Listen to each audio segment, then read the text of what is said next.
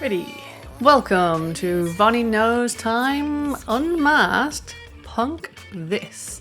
This is episode 1, part 1, whatever you want to call it. This is it. This is where we begin.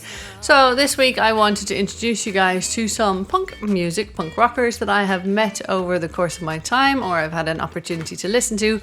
All the artists are indie artists, one of which you have actually heard me interview on the radio, and that was Dead Pollys. Now, what was meant to happen this week is I was meant to travel down to see Dead Pollys in the middle of the Netherlands and see them live and meet the guys in the band, but as a parent of 2 young kids, we did catch a bug and I wasn't well enough to travel down. But the guys from Dead Pollys actually are back in Belgium today. They were in the UK yesterday. They were getting the train across. I was chatting to Nizzy yesterday. They are back in Belgium doing a gig again tonight, and then they're back home to Sweden after them. I've got some of their music to share with you, and I'm really excited to introduce you to those guys again and their story.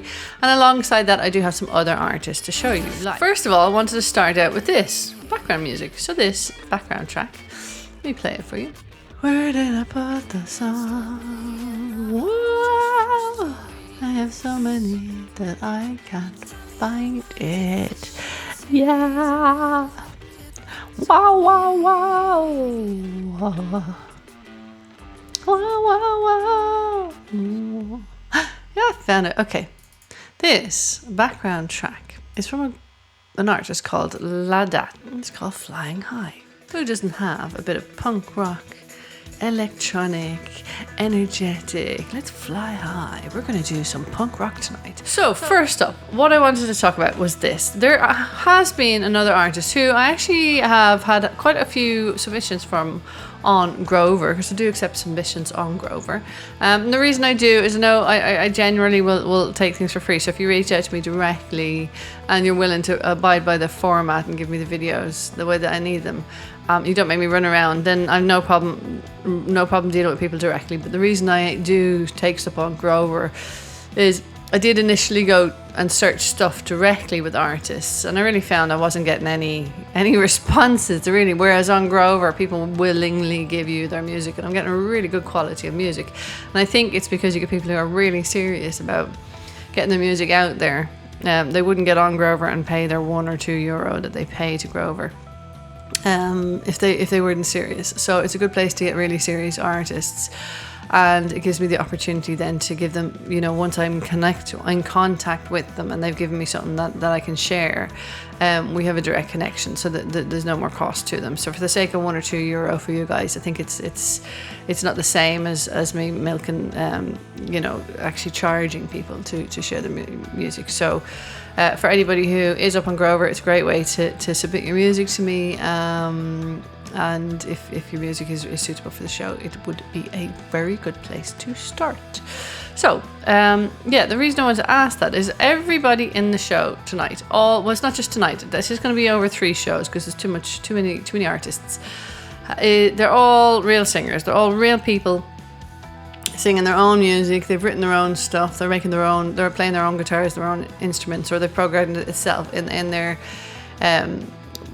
DAWs, right? So an awful lot of these guys do play live, and they are real people. And the reason I say that is I did have a punk rock artist sending me stuff on Grover, and an awful lot of the stuff I liked, and some of the stuff they were singing themselves, but they seem to be moving an awful lot towards AI vocals. Now, I may have said before about the AI vocals, it's going to be the way it is. It's going to be really normal, and it's going to be something that we're all going to get used to hearing.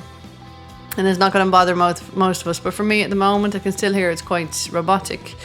I can still hear how square it is. It doesn't have that natural kind of freedom that a normal human voice does. And in all honesty, I'm partially against it. I think I'm going to do a show on AI just to show you guys what is possible, because there's some great stuff.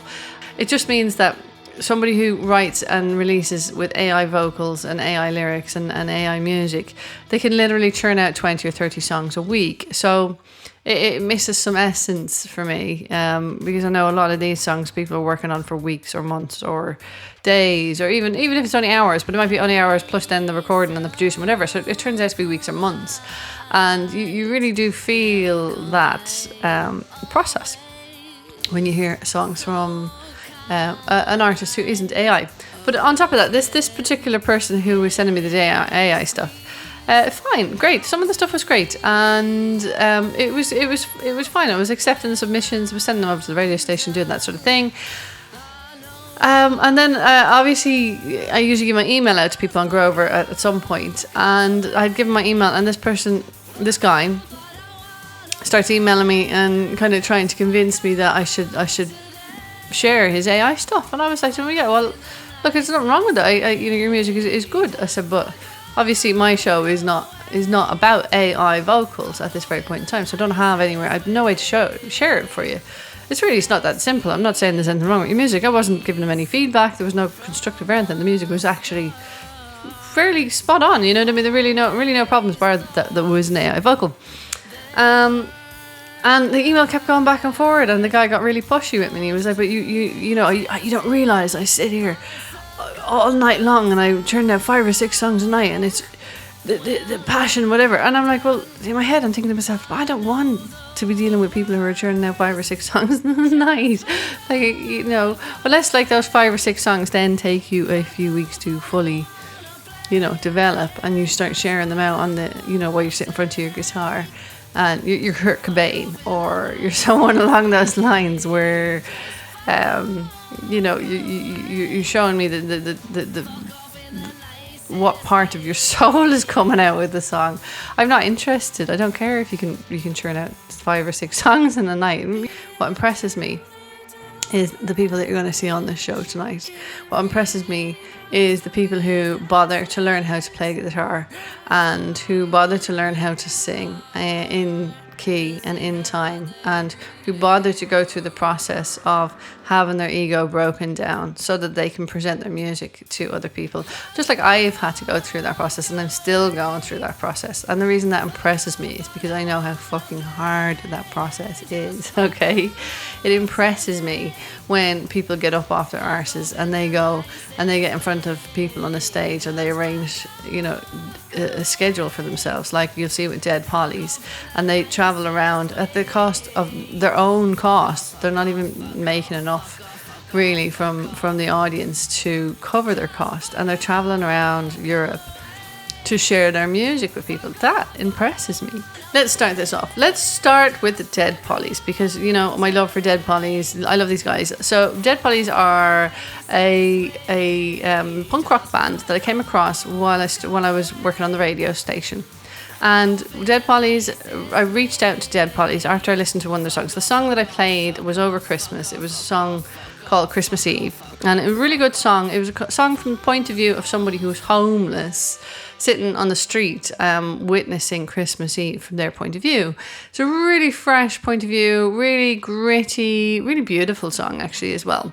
And then when I reached out to Dead Pollys and I spoke to Nizzy, which is Nicholas, Nicholas told me that he himself was the one that had spent some time on the streets as an older teenager when he was younger, and a number of years actually. And this is where the song had come from, and actually has a number of songs that were created from that trauma, from that experience he's had of living on the streets, and the experience he had of how people treated him. Like, another one of his songs is amazing, and this is something that I learned from him, is that, you know, we often see, and I talked about this in the radio station, we often see people who maybe are on the street, and we've been trained not to give them money because people go, oh well, he's just going to buy alcohol with it, or, you know what I mean. But Nizzy kind of put this in a very clear light for me. He said, you know, when you're at the bottom of your world, like when everything is the worst case thing ever, right? You're freezing cold, you're living on the street, you haven't had food all day, you've nobody to love, you've nothing, right? And somebody wants to deny you like a half a bottle of whiskey, because like that literally is the only thing that's keeping you warm and you're fucking sane, because that is the thing. Your mental health is deteriorated.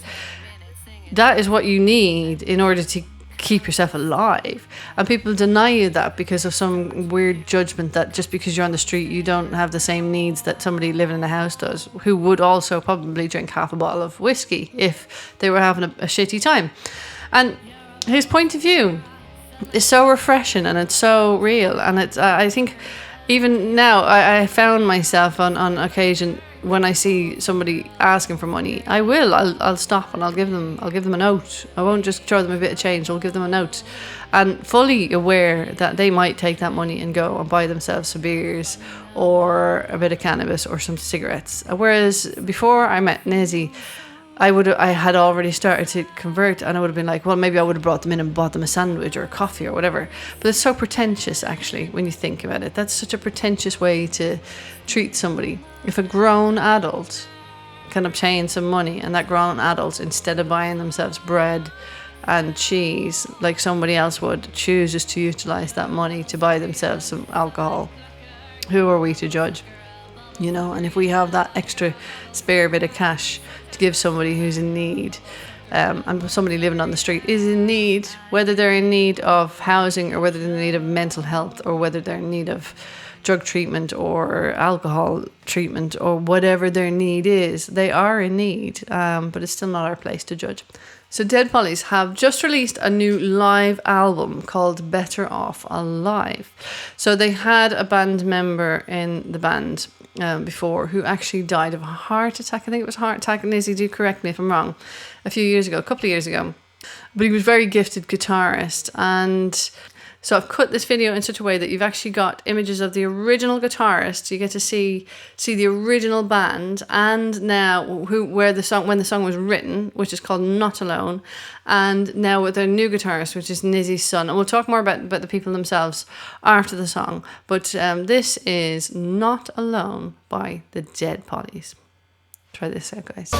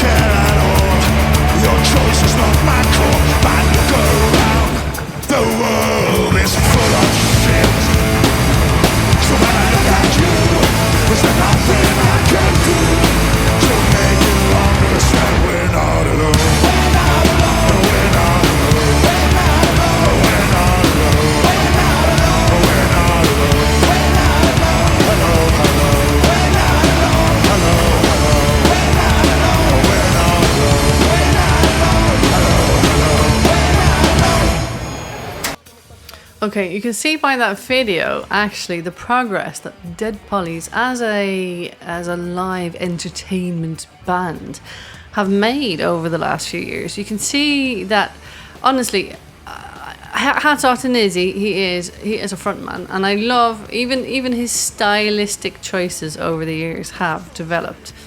And it's really impressive. And actually, as I said, I was meant to be there on Saturday, and I missed it because I was sick. And on Sunday afternoon, I sat down to try and get some videos from the internet so I could actually make this show. And, you know, I was so blown away by Lizzy's frontmanship and how he presents himself.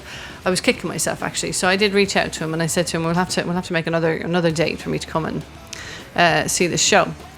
So the band is made up of Nizzy, who's the lead singer, or as he self-describes himself, the maker of noise. So I love that. Alongside him, and one of the other people I interviewed on the radio was Yubba. So Yubba's on the bass, really nice guy, and I think Yubba does an awful lot of the production with Nizzy. And Misha is on the drums. Martin or Misha, I'm not exactly sure, so you guys can come back to me. Now, the chap that passed away is a guy called Cloud. Cloud was the lead guitarist, but he did pass away in 2023. In 2023, they had a guy called Lele on the guitar, and then from time to time they have Loke. So Loke is Nizzy's son. He's a very talented guitarist, and he was actually part of the interview that I did on the radio. And when I spoke to Loke he's really calm, really quiet, really gentle human, hidden behind all his very long teenage hair. I think he's only like 17. But wow, can he wail on the guitar. And they describe him as a non-vintage member, which is a really polite way of saying he's the youngest member of the group. And when I spoke to him about his enjoyment and his likes of music, he did mention he enjoyed folk music, and he wasn't into punk rock originally, but actually he's gained a love of punk rock from touring with Dead Pollys and becoming more involved with his dad and his dad's music. So a wonderful story. Wonderful guys, truly great guys, and they really are making an effort to get out and about. So if you have a chance, check out deadpollys.com.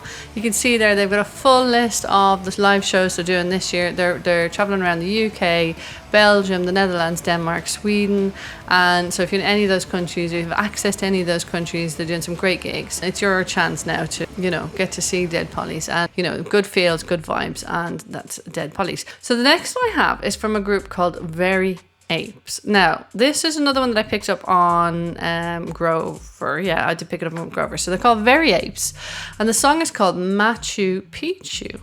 So, wasn't sure what to think of this one, but then when I did open up this video, not just the song, that when I got the video, these guys are really creative. I love this. I love this energy. I love the styling that they've decided for their video. It is punk rock.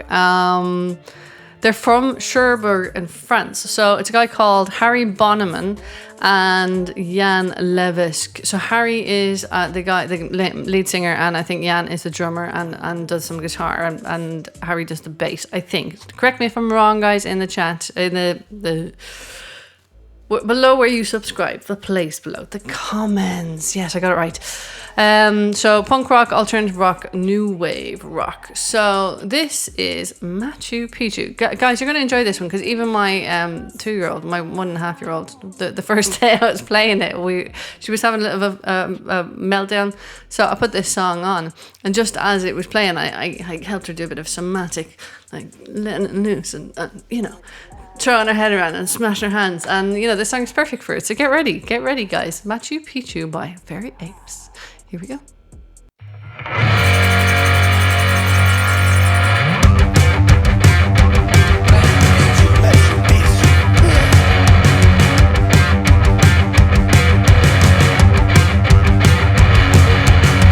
Very late at night, it comes to bite you like a bed bug.